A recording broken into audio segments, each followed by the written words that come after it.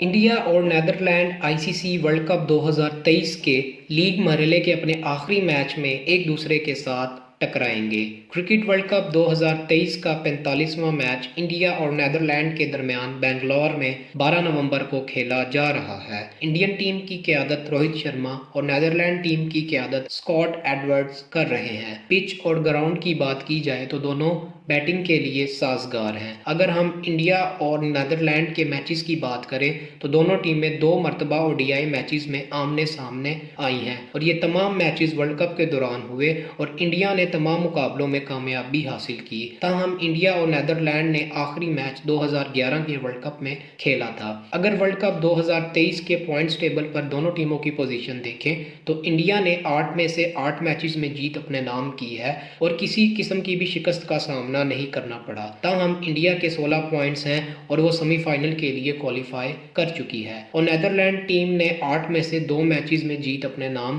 کی ہے۔